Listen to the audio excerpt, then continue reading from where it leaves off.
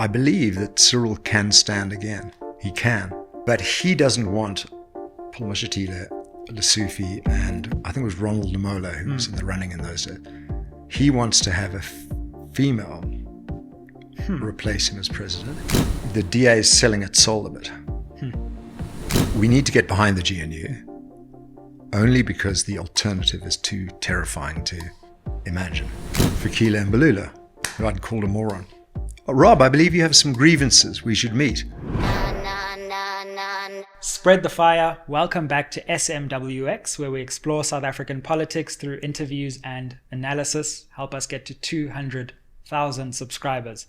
Today, I'm really excited to be joined by a spectacularly successful businessman, an investor, and increasingly an outspoken critic.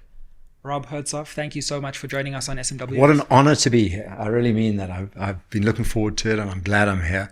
And for everyone watching, please hit the thumbs up button and subscribe, because we want to get this way through 200,000. The pleasure is mine. We're going to break the internet with this. Let's do it. Your father's life, Basil Hersov, who seems to have been something of a polymath.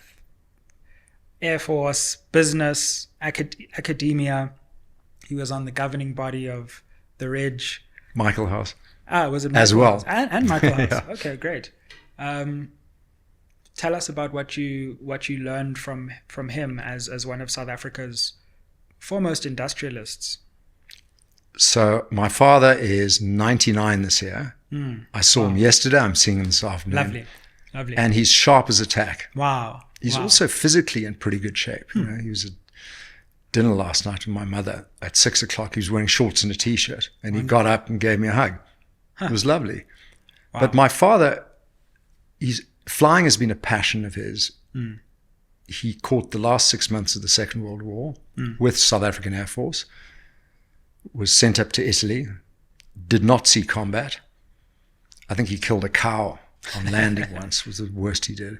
But he's always been a love of flying and has stayed involved with the South African Air Force since then. I think he's owed 5 or 6 long service medals. Wow. Wow. And you may not know this, but the Royal Air Force was the first Air Force ever created, and the South African Air Force the second. And to this day, he's still the honorary colonel of 21 Squadron. Wow. Yeah. Wow. So it's been a passion in his life. But he's an extraordinary man because he's always was a great public speaker.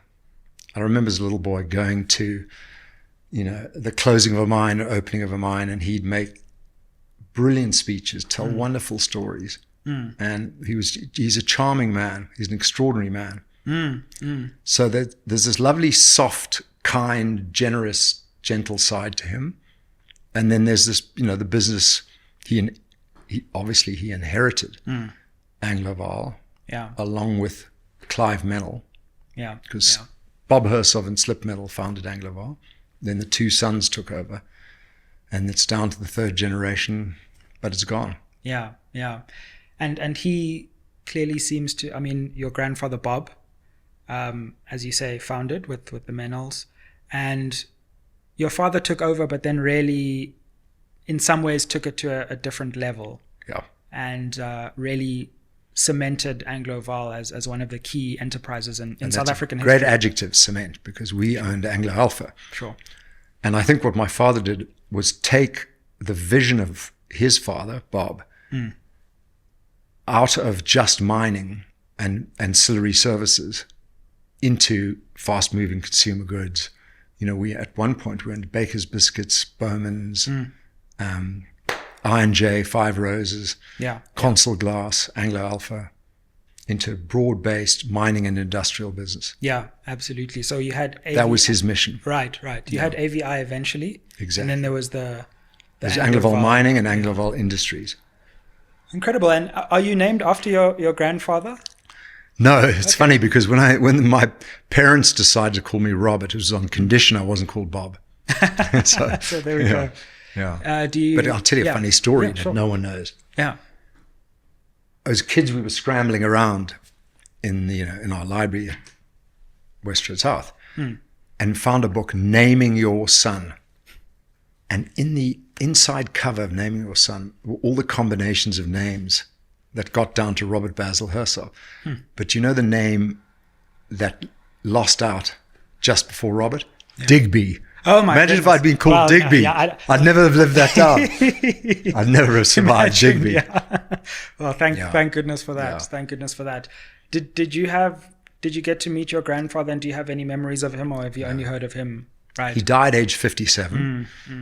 And I think he was the first private owner of an aircraft in South Africa. Wow. And the first private owner of a yacht, a boat, a privately owned boat.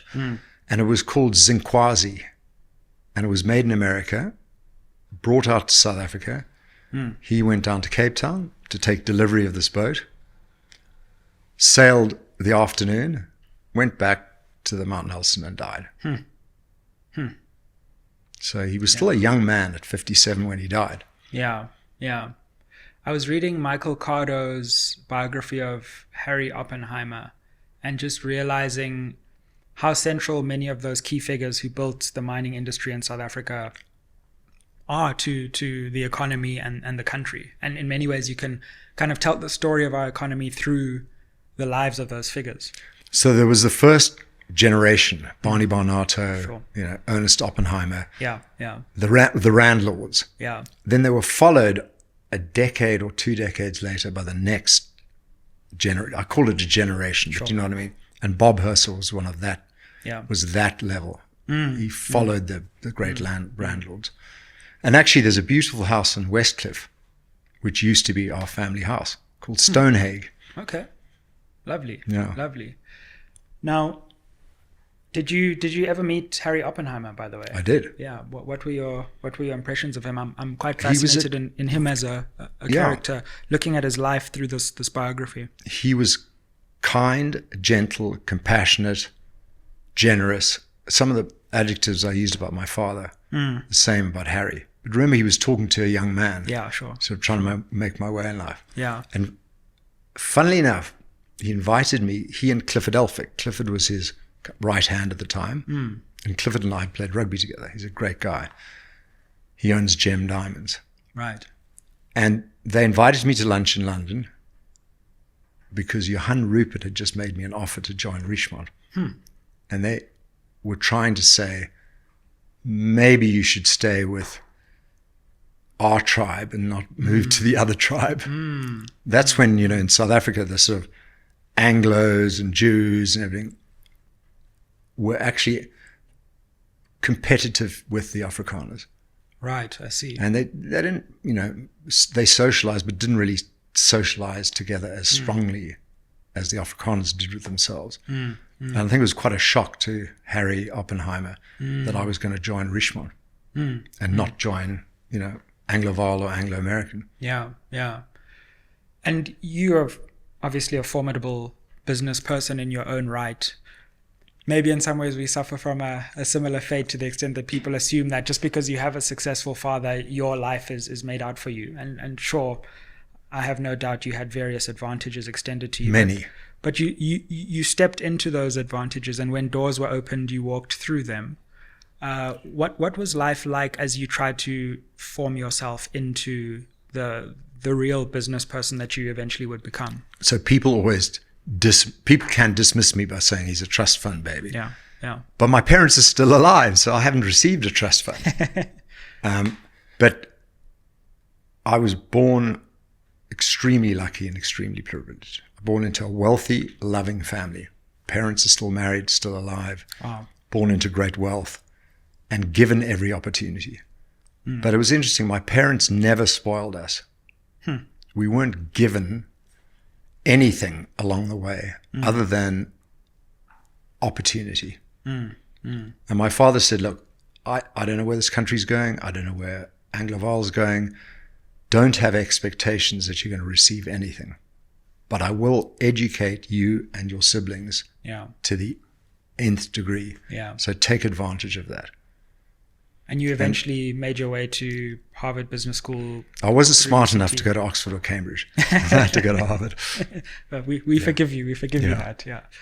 No, but I took my own path. Sure. I went to America, Goldman Sachs, Harvard Business School, and then got hired by Rupert Murdoch.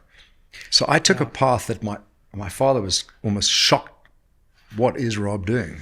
But yeah, because you've become a famous face speaking about South African politics, people can find any reason to dismiss that. But when I was reading through your biography, I was actually like, sheesh, you've actually done serious things, like you say, Goldman Sachs, Harvard Business School, obviously building all these different businesses, and presumably your views come from a place, even though you maybe put them across quite flamboyantly at times, come from a place of research, come from a place of reflection and thought. Yeah, because I've had incredible access, and take Rupert Murdoch working as his right hand, just one example. Wow. In that role for 2.5 years, I met every single powerful person on the planet. Wow. Margaret Thatcher. Can imagine. Ronald Reagan. Yeah. Everyone. Because just by being with Rupert, I met those people. Yeah. And, I traveled to extraordinary places, analyzed businesses, met really, really incredible politicians on both sides of the spectrum. And just having that access gives you wisdom.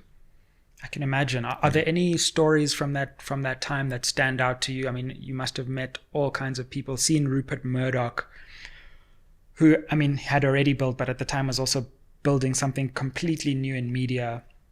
Any anecdotes that stand out to you from that time? Funnily enough, the main anecdotes are more on a personal level.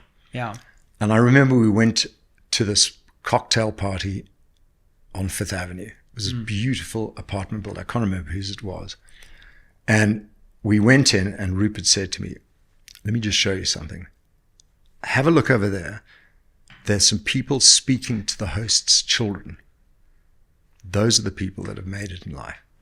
And these people you're seeing streaming towards me, they're the ones still trying to sell me something. Wow. And he treated the waiter, the elevator guy, the taxi driver, the same as he'd treat, Ronald Reagan and Margaret Thatcher. Yeah. He was a man of the people. And he was genuinely interested. When he spoke to the elevator guy taking us up, he'd ask him, what newspaper do you read? Why do you read it? Which pages do you read? He was genuinely interested in that person's opinion. And the thing about Rupert, when you were with him and when he was listening to you or focused on you, you honestly felt like the most important person in the world. Do you still touch base with him? I haven't kept in touch with him. Sure. But he's still battling away, Oh, yeah, absolutely. He's got his sons fighting against each other now. Yeah, no, there are lots of legends about him at Oxford where he was quite a figure. And he, if he'd been offered a knighthood, he would not have accepted it. He was a bit of a Republican, not a royalist. Yeah. Apparently he was a big Marxist at Oxford. But he was, yeah. Yeah. But you can be cured. Absolutely. So, Rob, you've burst onto the scene in recent years, making some very brave and bold statements about South African politics. I was watching your MacG interview back where you said 2024, the ANC's falling below 50. It's a certainty. And I think back then people were like, he's that's crazy. Impossible. Yeah. Before we get on to the issues of the day, why did you decide that you would speak out when so many people in your position are counseled to, keep silent, keep making their money and work in the shadows, as it were, if they have political statements to make? When I moved back to South Africa, 2016, end of 2016, a friend of mine, Marius Barnett in London, said, you're moving back to South Africa. Don't put your head above the parapet in any way. Just quietly enjoy yourself, make money, and live the life. Yeah. Well, I didn't listen to that advice. Clearly. But the sort of political activism happened by accident. So I've always enjoyed public speaking, and I get a buzz from it. And at the Biznews conference, the day before, we had Jason McCormick and Musi Maimane speak. And it was just after the KwaZulu-Natal riots. And Jason McCormick gave the most incredible speech where he tracked by the hour his life in response to his shopping malls being burned down and attacked. Yeah. And that evening, I was really angry with South Africa and upset and feeling like, this country's going nowhere. It's going to fall apart. And as I walked, I was the first speaker the next morning. As I walked into the room, I was thinking to myself, do I go hard or not? Yeah. I don't prepare speeches, but they bubble around in my head for months beforehand, and it comes together on the day. And Warren Wheatley, a friend of mine, and Andrew Jarvie, it's two separate tables. As I was walking up, said, "Come on, Rob, give it a rev, hit it." Yeah. And so I stood up and said, "Under the ANC, this country is uninvestable." But then I really went deep. I said, and I might have mentioned one of your relatives, but I said, anyone still voting for the ANC is a moron. Yeah.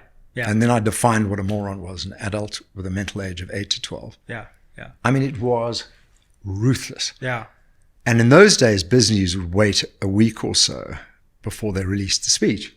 And I was at home thinking, what am I, I was raising money for a technology fund. And I thought, all the other speeches were coming out. And I thought, what did I say? Because when I speak, I go into a bit of a zone. And I can't really remember what I said. But I remembered being quite aggressive, forceful, bombastic, whatever. And then suddenly my phone rang off the hook. Yeah. People shouting at me, people praising me. Yeah. And that's when I became the accidental activist. 2 phone calls though. Frans Cronje called me. Okay.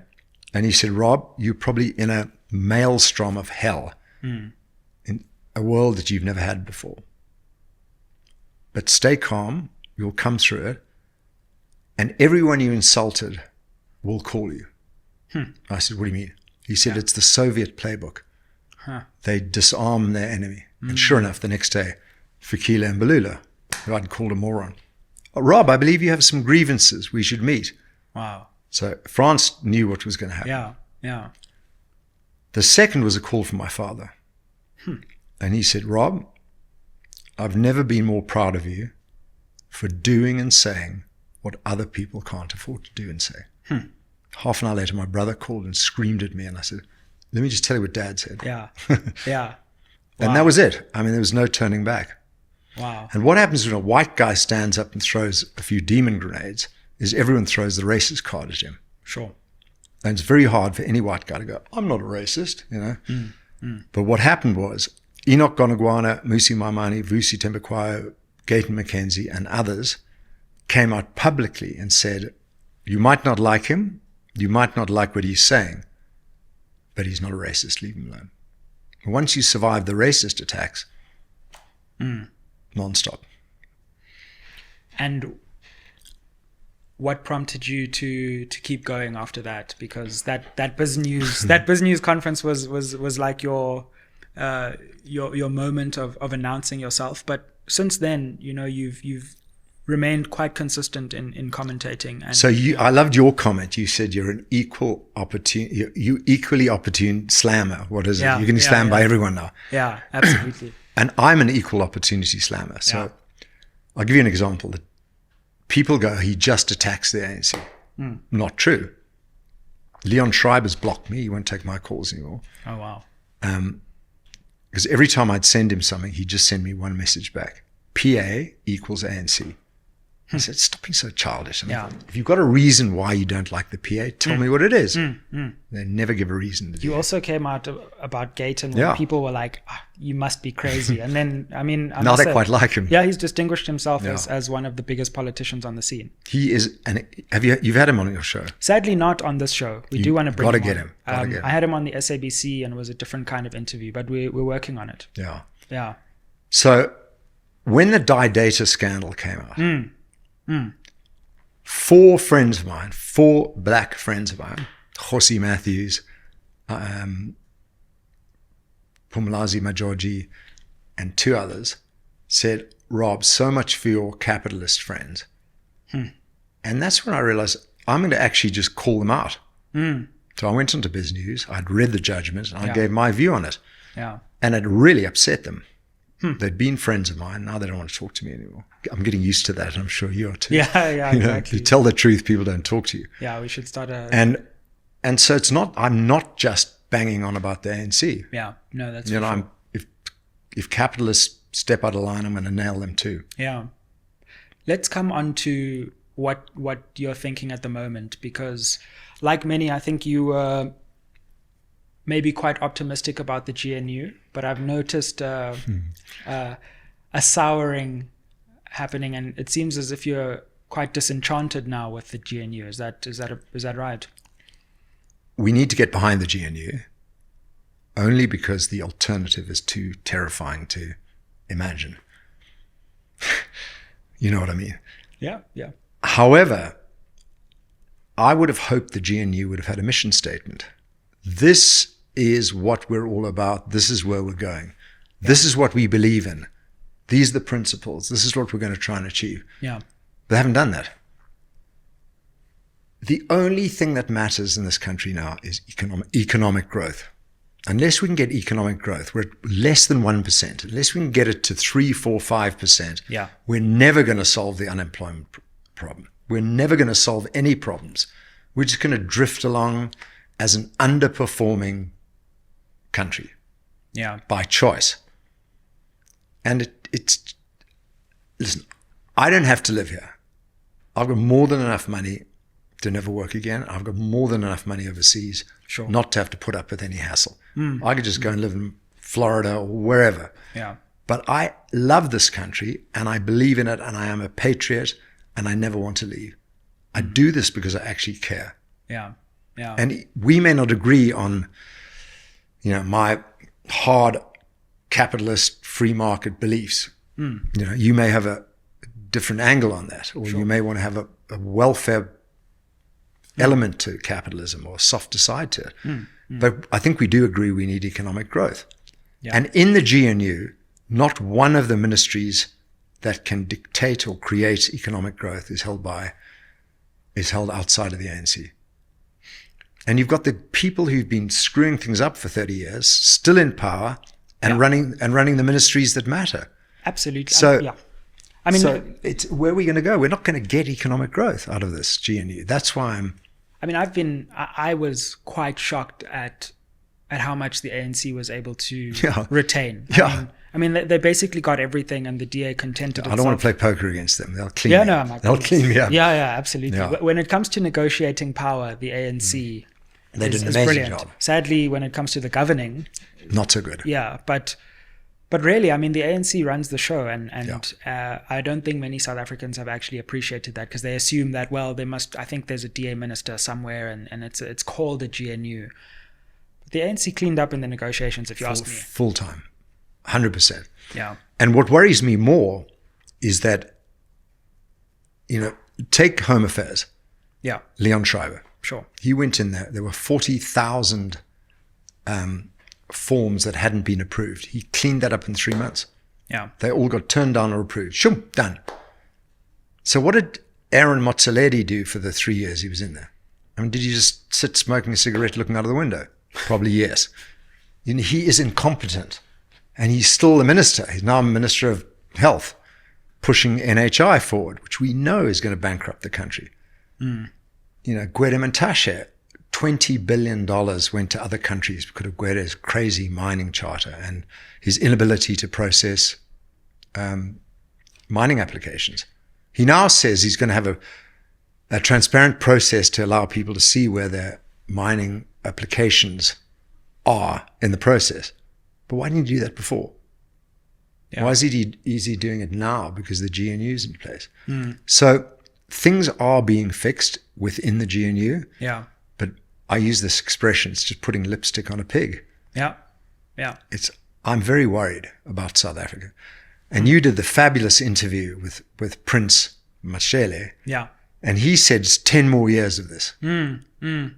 By the way, that interview, usually when I like an interview, I agree with most things and disagree with some things. Yeah. There wasn't a thing I could disagree with. He is, what an extraordinary guy. Yeah, no, he definitely came out swinging. And I agree. I agree.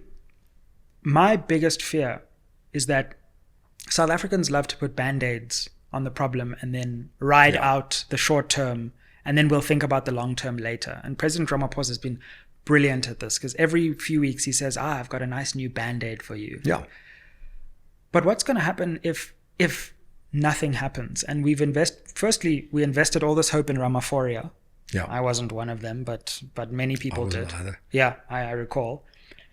In fact, I think you burst the bubble in many ways. Of Thank you. But then President Ramaphosa brilliantly was able to create a new kind of euphoria around the GNU. And I fear that, you may disagree, I fear that we're going to be so anesthetized by this new euphoria that we're going to wake up at the end of this term. And yes, nothing's happened. Yeah, a few things here and there, the DA ministers and some ANC, I think and Gayton. was... yeah, exactly, of course. And I think Ramaphosa has done a good job in electricity agreed. as well.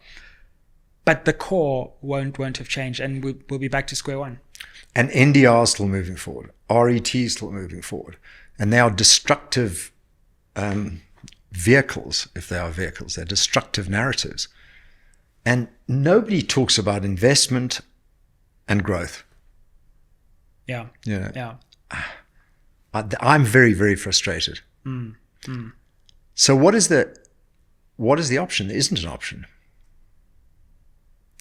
If I had a private meeting with Cyril, he would tell me, yes, we're going to focus on economic growth and I'm going to make the ministers, blah, blah. And then the next guy comes in, he'll tell them whatever they want to hear. And nothing will happen. What do you make of the DA? Because, look, they're in government, as you say, some of their ministers seem to be doing good things. But at the same time, I've seen some of their supporters criticizing them for being co-opted, for not speaking out as loudly as they used to. What are your thoughts around that? So I think they and Gayton and Nkata and are trying to make the best of it. I really do think they're trying to give it a full whack, and I respect them for that. Gayton said to me, Rob, we've got to get everyone behind the GNU. We've got to try and make it work. I get that. Yeah. I believe in that. But I do think the DA is selling its soul a bit. I just, the principles of the DA, free speech, free markets, liberal, Gladstonian liberalism is being put by the wayside somewhat in this GNU.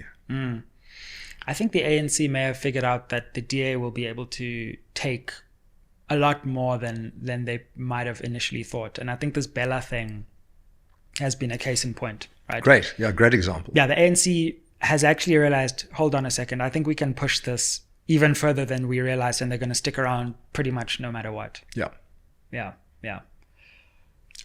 But they were right not to walk out of the door on Bella. Sure. Sure. You're going to have to wait for a much bigger, more crucial crossroads for the DA to walk out. Fam, before we get back to the episode, we just want to let you know we have a big goal on this channel to build this community to 1,000 members. That means we have 2 new levels of SMWX membership. The first level gives you exclusive access to content, discounts on merch, but the second level, in addition to various other perks, gives you access to me. We're going to have meetups, online sessions. You're going to get discount on our live events. So if you want to deepen your SMWX community experience, help us get to that 1,000 member level. Look forward to seeing you there. So you're someone who knows a lot about what's happening in South African politics. Someone who gets information from diverse places, and people probably be quite surprised with who you know and have on WhatsApp. Yeah. Anything that you're able to share with us that you think might be happening? I do. So everyone knows that 2026, 2027, the municipals, which by the way are going to happen in February 2027. Interesting. Everyone's saying it's 2026. It's February 2027. I learned that one from you actually with Alec. Yeah. Because the law allows it to go beyond 90 days, which would be February 27 or up to. And 90. the other thing in 2027 is the ANC elective conference. It's going to be a big year here. Now, I believe that Cyril can stand again. He can. Did you know that? Yeah, he can. Yeah, he can. Yeah. But as ANC president. Yes, correct. Yeah. But he doesn't want Paul Mashatile, Lessufi, and I think it was Ronald Lamola, who was in the running in those days. He wants to have a female replace him as president, and he has 2 ladies in mind. Wow. And I don't know their names yet, but I'm going to find out. My goodness. I think something tells me Kumbudzo and Javeni is one of them, because she's in the presidency. Yes. Probably. That's a very good guess. I'm hearing an increasingly powerful figure as well, because she runs intelligence as well. So that, and she was a big part of his campaign. Yeah. So if I were to guess, that would be one of the names. Wow. So the succession planning is well underway. Yeah. 2027 is going to be a massive year for our country then, because we're going to have an election at the beginning and the ANC conference at the end. And that's what I say to people. I say, we're okay till then. Yeah. Yeah, but who knows? The abyss reappears. Yeah. So MK and the EFF. Yeah.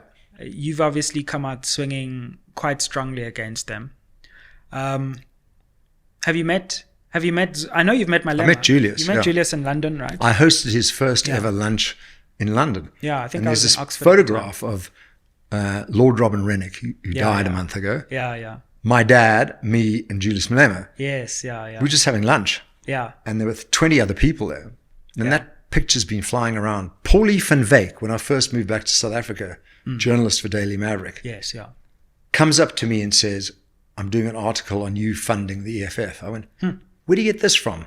She said, this photograph. I said, so you extrapolate a lunch photograph to me funding the EFF. I mean, come on. Do proper work. Yeah. So you didn't. So I met Julius, and he was very impressive. He's highly intelligent. He plays to the audience. I tried to get him to put his red cap on for a photograph. He said no. He knew this was London, the city of London. These are the big beasts of the financial sector. And he was going to do the right thing. And my father, after 20 minutes of Julius speaking, people were nodding their heads. Because 90% of what he says you can actually agree with. The rest is the Looney Tunes. And my father put his hand up and he said, Julius, how can you speak to all of us in an intelligent, sensible way, and yet you go to a football stadium, it's, kill the Boers. And Julius said, I play to the audience. Straight like that. Wow. So I think he's going to have a hard time remaining relevant. He's lost his top lieutenants. Yeah. And the EFF's just the crazy guys. They're gone. From my perspective, they are not relevant anymore. You reckon they can't come back from this? No. And Zuma, did you ever have any dealings with him? I spoke to him on the phone, and he was as charming as I was told he would be. Couldn't have been nicer. Yeah. And I know why he's so popular. He's a charming, popular guy. But there's Father Christmas, jolly man handing out presents. That is Jacob Zuma. The disastrous president. Terrible that he was even in power for this country. But people liked him. So I think when he goes, MK is going to have a hard time finding who the real leader is and keeping its direction.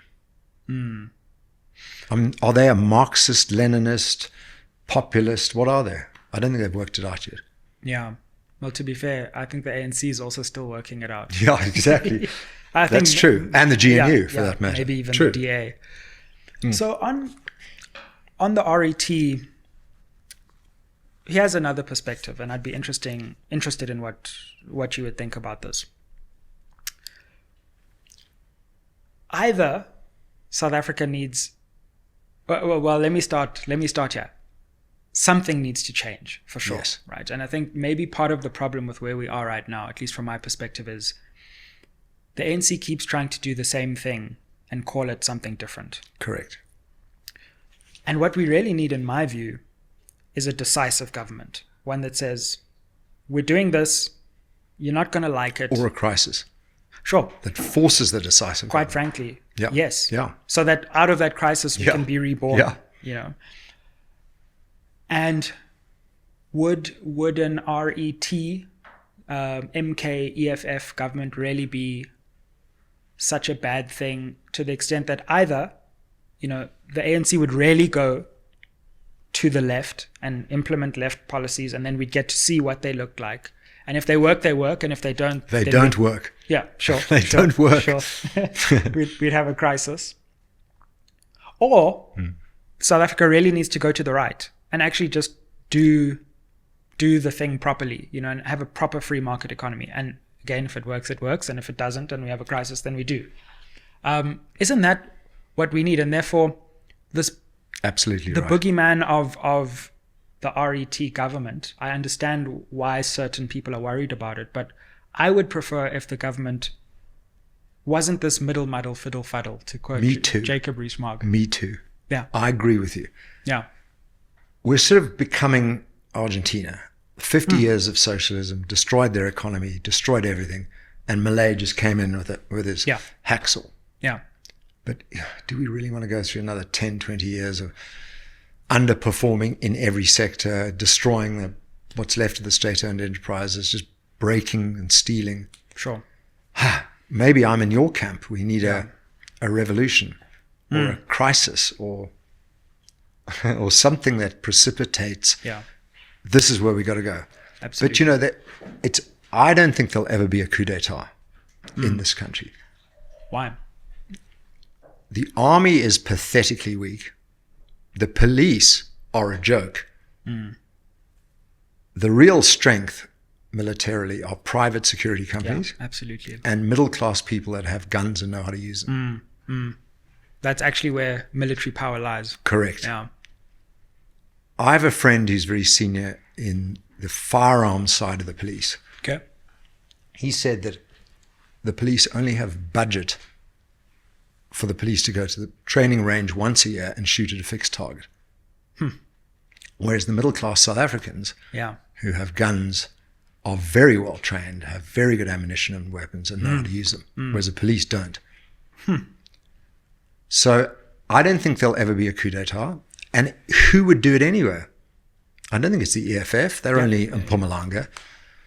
In KZN, the Zulus, I'm saying the Zulus generically, whoever was behind the riots gave it a crack and failed. There's no dominant and universal across South Africa group that could create that crisis with some sort of coup. Yeah, and so we're probably just going to... if there's a coup in KZN, people in the Cape look, what the hell are they doing? They just look with... So I think that's a good thing in some ways, but how are we going to get to the crisis you and I want? Yeah. That's the question. Yeah. And if we have a collapse, an economic collapse, say the rand goes to 100 to the dollar. Sure. I mean, that would be a complete collapse. 10-year bond yields up Exactly. above 20, say. That would create a huge, that would create an economic collapse. Would it be enough to force people onto the streets? Because the wealthy, the taxpayers just leave the country. They just get up and leave, which they're doing in droves. Yeah. It really upsets me, when I'm driving around and people are begging on the streets. It shouldn't be like that. I know it's way worse elsewhere in the poorer areas of South Africa, and I don't really drive around there. But I mean, it just shouldn't be like that. It's just not fair. I could, in 12 months, deliver 5% economic growth in this country. Easily. What would you do? Sell all the state-owned enterprises as quickly as possible, deregulate like crazy, kick the unions to touch. I would make South Africa investable again. There's no acronym there. Well, I was going to say... And it's very easy to do. Yeah. If you go to the IRR, Institute of Race Relations, the Free Market Foundation, David Ansara, they've written down all the ways to easily turn this country around. Hans Ottling, a Swedish friend, and I wrote an open letter to Cyril and the government on how to fix this country and create economic growth. Okay. And I sent it to a few people, Moletsi and Becky and Musi Mamani, to read. Yeah. And Musi called me back and said, brilliant letter, 100% correct. I wouldn't bother. I said, why not? He said, they're not even going to read it. They don't care. Meaning Cyril and the cabinet of those. They don't care. No response. No, they don't care. They actually don't care about economic growth. Yeah. And the US State Department asked to meet me. And the senior member of the State Department asked me a question. We had a chat. It was more friendly than anything else. Sure. Don't worry, I'm not CIA. Yeah. Neither am I. Don't worry. I'm South Africa first. And he asked me a question. He said, when it comes to AGOA and the fisheries agreement, it just seems like they can't get the act together to fill out the forms. Do you think, Rob, it's malevolence or incompetence? Sure. It's such a good question. Malevolence or incompetence? Yeah. And I think it's mainly incompetence. But the RET-NDR is malevolence. You know, I heard a similar thing. I was speaking to an ambassador from a Middle Eastern country. And he said, we came to the investment conference and we took it seriously. And we have $10 billion to invest. And we can't get people to move. I would have dive tackled them and not let them leave the room. I was thinking to myself, I mean, it's so easy. Like we talk about what can we do and how do we come up with a different economy. And there's $10 billion that we don't seem to be. This is from the mouth of an ambassador that we just don't seem. And now you say that there's a similar thing happening with the US. Like, is there something wrong with just the urgency in this? Are people not getting how urgent the situation is? Okay. You ask everyone at the end of the podcast, what is the greatest thing they can do? And generally the answer is education. Yeah. One of the worst legacies of apartheid was the education system. At its worst, white kids were getting 18 times more education investment than black kids. Yeah. It's a travesty. But it's continued with the ANC. Our results are a disaster. Big budget disaster. Absolutely. And this takes a generation to fix. This is not something you can fix overnight. The economy, you and I could fix overnight or in 12 months. But education takes a generation. Yeah. And think about the cabinet ministers who were part of the liberation struggle. Where did they get educated? Soviet Union. And they're sitting in our cabinet. I mean, communism doesn't work.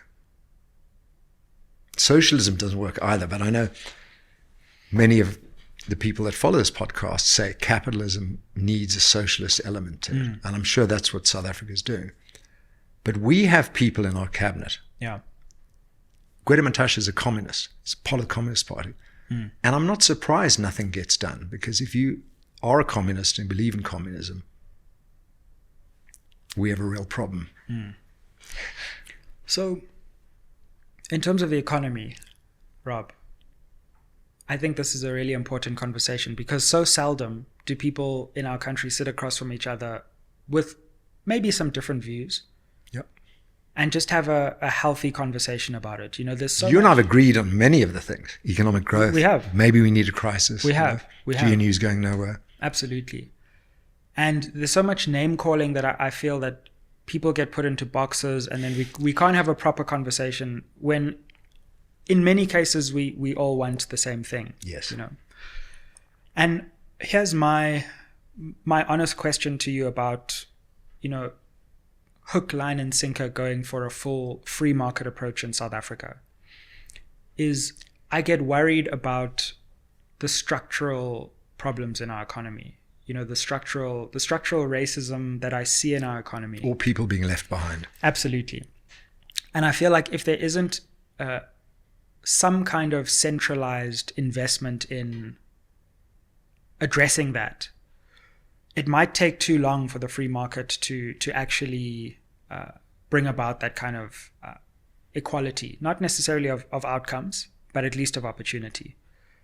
So my feeling is that we've had so much state intervention into our economy in the apartheid years that it's kind of ingrained. Exactly. It's almost deformed our economy. So when you unleash a free market onto a deformed economy, don't you just get a deformed free market? No. You know? I'll give you one example. Yeah. The aviation business in South Africa. Sure. Something I'm sure you know a lot about, given your business history. South African Airways was the number one airline in Africa by every measure. And it's now disappeared. It basically got bankrupted by the ANC. Sure. Destroyed, like all the other SOEs. Yeah. What has happened is private enterprises jumped into the breach. Airlink, FlySafair are doing a perfectly good job flying people around. We don't need South African Airways. We don't need a state-owned airline. Now, the same will happen in every other sector that we have a state-owned enterprise. The private sector will step in. When there's an opportunity and an incentive and you're not over-regulated, money sees the opportunity, and it happens very fast. So the only way forward is free enterprise. And the beautiful example that's taking place right now is Argentina. Watch what happens there. In 1 year, he's taken inflation from 28,000% to 2.8% a month in 1 year. The beauty, I was on Biznews a week ago with Gerard Papenfuss. Yeah, I saw that. Discussing ArcelorMittal and all that. Yeah. And there are so many rules and regulations for employers in this country. These are the people you have to hire. These are the people you can't fire. I mean, it goes on and on and on. It's like, why would I even bother investing in this country? I'll go and invest somewhere else. So even though they're well-meaning in trying to resolve, inequity, I think in their minds they think, we need to get these people employed. Too many of those are employed already. But that sort of central thinking doesn't work. The free market will get us to 5% growth. The country will lift. Foreigners will start investing, and we'll be rock and rolling once again. But people who think they can make decisions on our behalf in government will always screw things up. Yeah. No, look, I hear you on the impossibility of a central authority being able to see the whole economy. Correct. The road to serfdom comes to mind.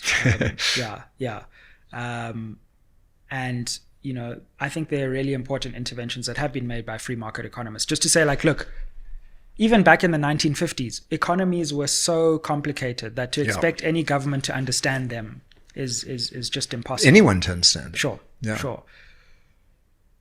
But on the other hand, I just look at South Africa and I think it's so broken. It's so broken that if you don't have some kind of massive coordinated effort that maybe involves both the state and the private sector, I don't see how we dig ourselves out of townships and out of rural areas and in seconds. It'll happen so fast your head will spin. If MK and EFF get into power, foreign investment has gone, and guys like me will not invest in this country. So there's only one path for that, and that's into the abyss, economy destroyed, everybody impoverished. Sure. So why not try free enterprise? Why not try it? Let's have the courage to be decisive, your words, be radical, and implement free market. The free market for this country. This country will fly. Yeah. We will be the country we deserve to be. One other thing on this, and I appreciate this conversation because I think it's going to be useful for those who are on different sides of this to watch and actually just see two people actually talking like normal human beings about this. I worry that a radical free market approach would create a lot of social unrest. And so even if in theory, let's assume that the free market benefits would flow, in practice, I fear you may reignite the union movement. They might come back out and really put a lot of people on the street. But you don't have to do everything at once. I hear you. Yeah. I hear you. Yeah. Sell off the state-owned enterprises. They're costing the country a fortune. They're not delivering the services they were supposed to deliver. Sure. Get rid of them. Sell them. Let the private sector do what it likes. 2, deregulate. We've got so many damn laws that business people don't even know where to look. And they go, well, why bother? Yeah.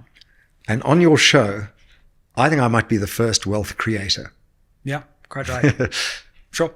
You've got a lot of bureaucrats, politicians, regulators, opinion formers. Exactly.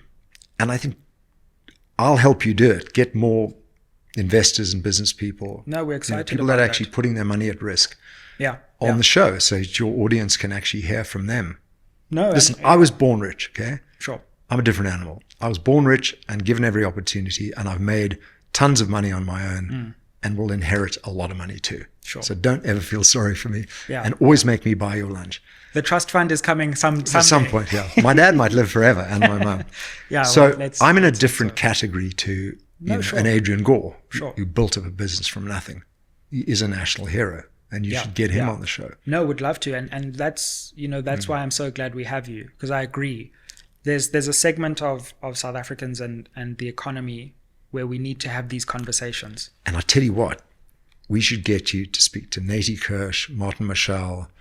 There are 35 South African dollar billionaires overseas. It's amazing, actually. 35 or 38. Yeah.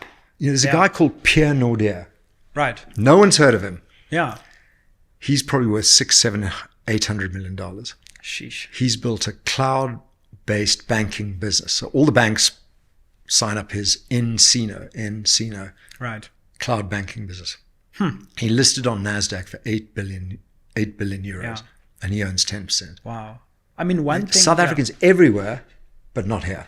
So true. Elon Musk. Yeah. The two richest guys in LA, number 1 and 2, are South African. Elon Musk, Patrick Soon-Shan. It's amazing.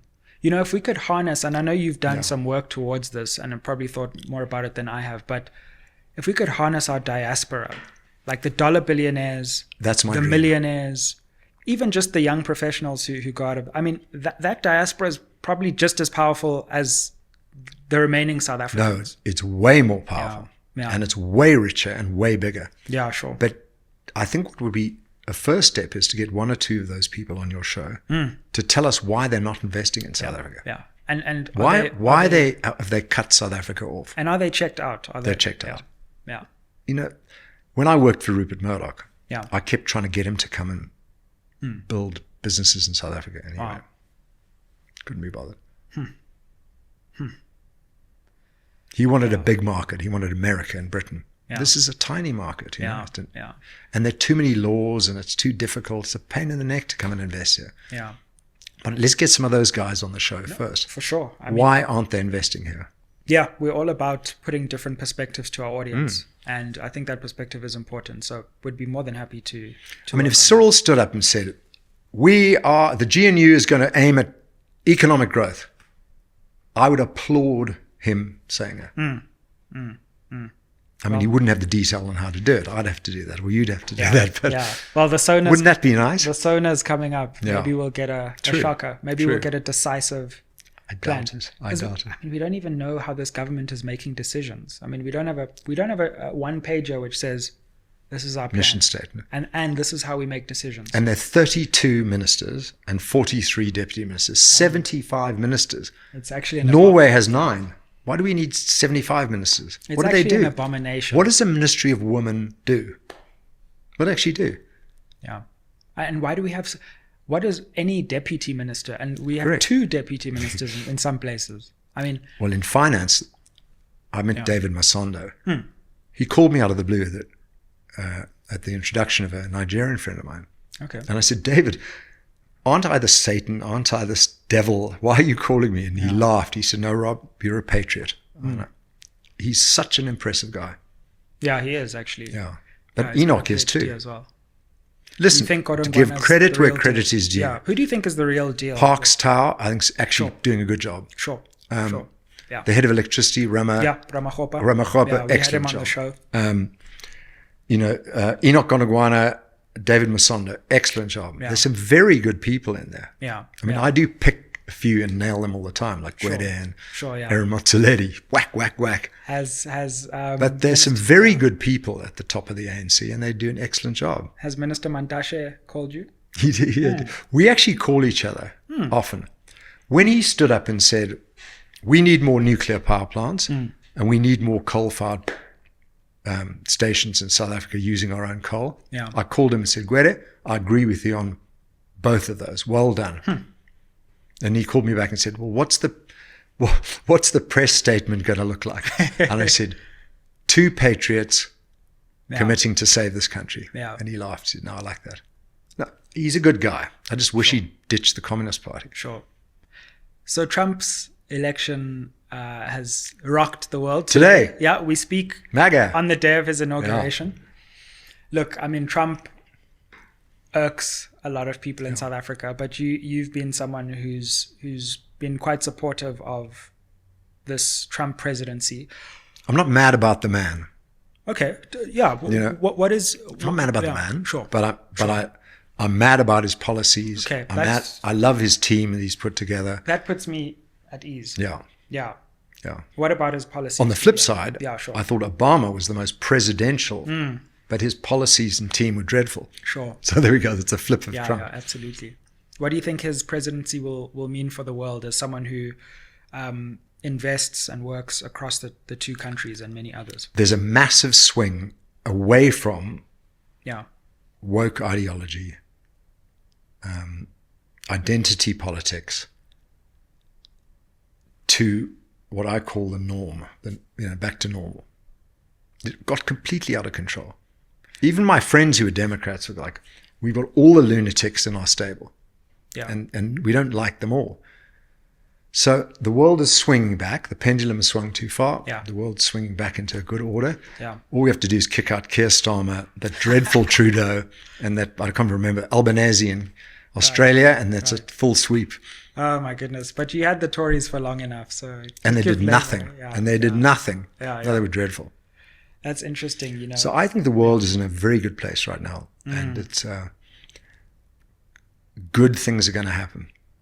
You might be shocked to hear this, but to some extent, I agree with you on the extremes, the curious extremes to which identity politics actually went. Yeah. I mean, for a time, I was in Rhodes Must Fall in Oxford. Oh, I know. Yeah, I'm sure you were just loving. That was one of my hand grenades. Yeah, exactly. And look, I think there were important things that were said about the legacy of Rhodes. Look, you were right to challenge. Yeah, sure. You were right to challenge. Sure. But I think it did get a bit out of control. But look, moving on. Yeah. No. Within those movements. And especially, I would say the South African movement was its own thing. But in the UK, you did start to realize that things are going a bit far here. Like there would be these internal fights inside Rhodes Must Fall, for example, that like the black woman didn't like the black men, and then the black men, said that. And then there was this like race to the bottom of who could win the oppression. Beautifully described. Yeah. Who could win the oppression Olympics. And I do think that things got a bit went too far. I think the pendulum's going to swing too far the other way now. Always does. Yeah, and everyone's going to say that identity doesn't matter. It's all about, and then there'll be a reversion back. But I funnily enough, I agree with you. I do see that there must be some limits to identity politics. Yeah. And I think that's fair to look. I think on the international order, he's going to create a lot of friction, tension, and maybe good results because he is so unconventional. Yeah. Out of the blue, we should buy Greenland. Yeah. Initially, you go, he's nuts. But then you think about it, actually, it's a brilliant move. I mean, the US bought the Louisiana Purchase, the whole of Louisiana. California was bought from Mexico. Alaska was bought from the Russians. These are genius moves. Why not buy Greenland and Panama? It's nice to have a decisive, I mean... He is decisive, isn't he? Yeah, I think that's kind of partly what got him over the line, is that people are like, he's crazy, but he'll do something. Yeah. Whereas you get these politicians... And on that note, I'm going to give you your Bitcoin hat. Okay. Because Bitcoin to the moon. Thank you very much. Thank you. I'm a big believer in Bitcoin. Really? And I know Trump is too. Yeah. So I you may not know this, but I worked as a management consultant just before I went to Oxford. That. Yeah. And my boss at the time, shout out to him, Mark Wilson. This was 2012. Said, you've got to watch this. Do you know Bitcoin was only really invented in 2009? Yeah, absolutely. That was, wow. And I thought, no ways. Like, this is just another And every time I've seen Bitcoin, taking over it's as a real thing. $104,000 today. Yeah. So you think it's the real deal then? Because it was created as a completely uncorrelated system to the monetary world. Yeah. 21 million Bitcoin will only ever be produced. Yeah. There's no human being involved in it. No human being involves equity and then could do stupid things like print more Bitcoin. It's a thing called proof of work. It's the most beautiful economic system ever designed. Now, I have friends who go, but what's the utility? Yeah. Forget it. It's rubbish. But I almost think it's the next gold standard. Wow. Well, coming from Yeah. a family, exactly. gold standard actually meant something serious. I said to Dad last night, "Have you seen Bitcoin's price?" He goes, "No, but he doesn't believe. He's a gold bug."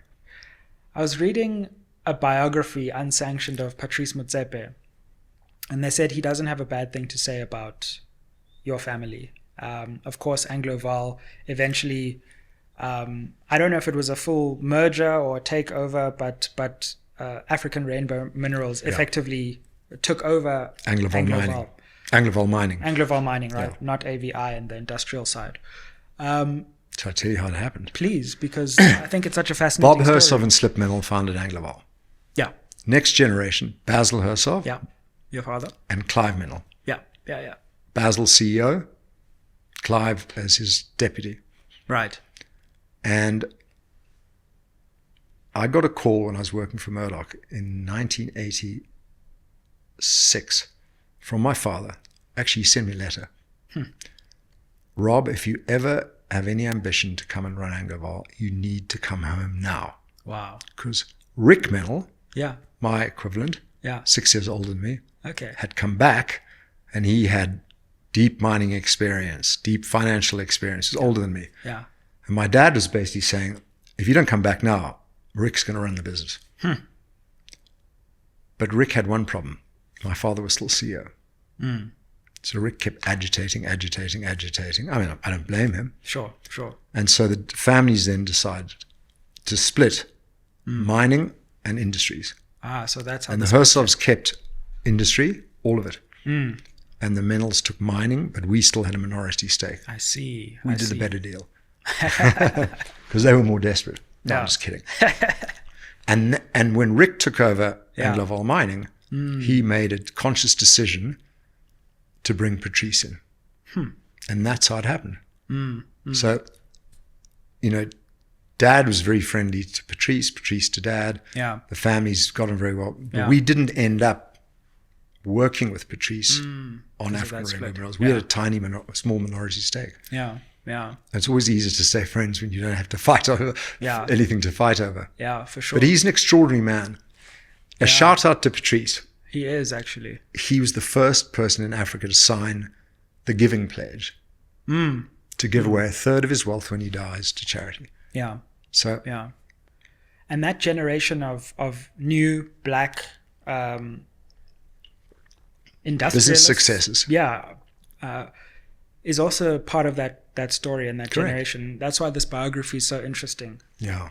Uncle Patrice doesn't do a lot of interviews, but I think his story is. Get him on here. Yeah, no, definitely. Patrice, you've got to get on this show. Yeah, absolutely. See, he's nice to me. He'll be nice to you. Yeah, but reading that biography, you realize how important that story is in the transition.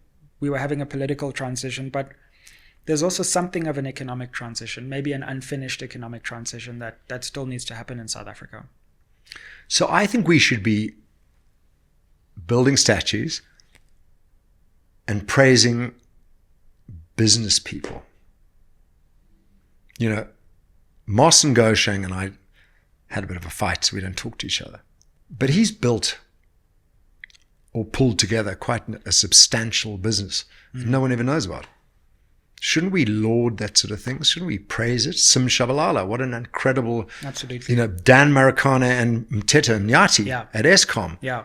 Rock star, heroes. Save the country. Absolutely. Shouldn't we be praising these people? Nobody knows anything about them.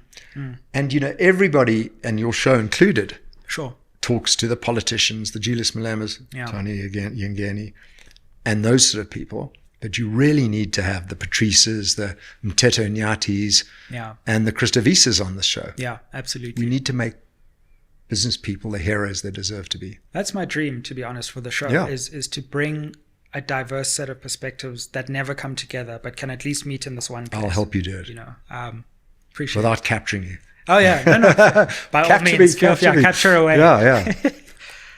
The Stellenbosch Mafia, do you think there's such a thing? No. Johan Rupert and Christovisa don't speak to each other. They fight actively. Koos Becker's buggered off with his money to build hotels around the world. Sure. GT Ferreira is retired. Dippenaar is not well, but his family have built a very successful investment firm. They don't sit around smoking cigars, sit around a table and agree on how South Africa is going to be run. It doesn't happen. Yeah. They're competing with each other business-wise. Some of them are friends, but it's nothing more than that.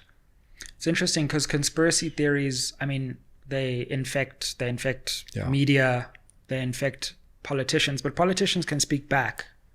Business people often don't speak back. And so the conspiracies that circle around them kind of take on a life of their own in a different kind of way. Do you know people always say the Rothschilds control the world? Sure. And that is 100 years out of date. Yeah, exactly. Do you know what I mean? Yeah. There's so many Rothschilds now. Sure. And they don't control the world. Yeah. No one really listens to them anymore because all they're doing is investing their own money. Usually. At one point, the Oppenheimers didn't control South Africa, but they were the dominant business and financial animal. Now, do you even know what the name of the next generation of Oppenheimers? We don't even know who they are. Sure. What do they do? Don't know. Gone. Yeah. I think it's Jonathan, but yeah. It is Jonathan. I was just testing you. That's fair. He went to Harrow. Did he go to Oxford or Cambridge? Yeah, I think Harrow. I don't know where he went for university, But yeah, quite right. And there'll be a new generation in new sectors. The Masepis, and then there'll be the who knows what. Yeah, absolutely. So Rob, as we conclude, some of your personal thoughts, because I'm interested in someone who's as spectacularly wealthy as you are, who's not materialistic, who doesn't flaunt his wealth. I don't even wear socks. Yeah, well, you might be taking it a bit far. Yeah, exactly. But where does that come from? And is that something that comes out of a religious conviction? Is it philosophical? Were you always like that, or have you seen so much wealth that you've kind of renounced I think the outer trappings? All of those answers. Yeah. And my wife. And, we are Stoics, and I'd like to present this beautiful book. It's Thank you very much. Every day there's a beautiful reading. Appreciate it. And regardless of what religion you are, or if you don't have a religion, these are just wise and beautiful things to read. No, thanks so much. It's a gift from me to you. Appreciate it. I was saying my wife is reading another Ryan holiday at the moment. So there we go. I've now got one. Here's something that I'd like to find a solution for. Yeah. Every day I get young people, mostly young black males, asking me if I would mentor them. It's a cry for help, but it's also, I'm very grateful they ask me. I just don't have the time to mentor hundreds of individuals. Yeah. There are some people, Jabu Mkube, who you'll meet, and others that I adore that I'm helping. Yeah. But how do we give these dynamic, young, extraordinary people a chance, a step up? Sure. How do we do that? And I think your show is a very good example. Getting a broad range of people, getting your audience through 300,000-400,000 is one way of doing it. Yeah, absolutely. Because I wish I could help everyone that asked me. I can't, I haven't got the time. Yeah, for sure. And Stoicism, how did you become interested in the philosophy? My wife. Really? She made me a minimalist. She made me a Stoic. Wow. So we have Katie to thank. She's the most extraordinary woman. She is my life. Yeah. Did you see spectacular and flamboyant displays of wealth? Was there a time in your life where? Because I think one conversation. I've seen it all. I bet. I'll give you an example. Please. This friend of mine, Saudi billionaire, who's now dead. Oh my. Invited me and 30 other people on a private boat down the Nile. And we went and saw pyramids, halls that no one has ever been allowed into because he was so influential. No ways. Yeah. Gee, that's How do you give someone like that a thank you? We formed a band called the Coptic Shock. It was a fake band. We didn't really play any music. And we entertained everyone on the boat down the trip. Wow. But I've been to almost every country in the world. I've been to some of the most incredible parties ever thrown. I've seen, wealth well deployed, wasted, thrown away, burned. And I've seen it all, and I've been able to have every watch I've ever wanted. I don't want watches. I've been able to have every brand name. I don't want brand names. What matters in life are great experiences, memories for the rocking chair. What's your definition of wealth then? Having enough money to fly business class, having enough money to educate your children to the nth degree, having enough money to eat at a restaurant, breakfast, lunch, and dinner, if you want to. You wouldn't want to. And go on holiday with your family whenever you want to. That's it. It's probably $40 million in cash. That's it. Given you don't inflation. need $1 billion. Given inflation. Exactly. Yeah. Dollars, not rand. Right. Okay. Yeah. And that's probably it. I had a figure in my life of 30 million rand. So you say no, dollars. A bit more than that. Okay. Yeah, because I once went through this exercise where I was like, it's good to do that. yeah, if I could do everything that if I could send my kids to a good school and I could travel once a year and if you go overnight, you got to be on a flatbed. Oh yeah, no, I'm with you on that. And that's it. What else do you need? Yeah, and it's much less than you think. What happens? Yeah, the one luxury good that does change your life. Yeah, is a private jet. Okay, that's the only. Okay, now, Rob. Now, every time Katie and I wish I could identify, but well, try. Every time Katie and I sell a business or buy a business or start a business, we look at each other and say, "Is this the PJ private jet?" Nice. Why? Just out of curiosity, because why does it make? Neither she nor I need to ever work again. But she's launching a new business, and you need to ask her to tell you what it is. It's genius. This time she's not letting me invest in it. Oh, okay. And I'm working on 2 massive projects. Yeah. Both are binary.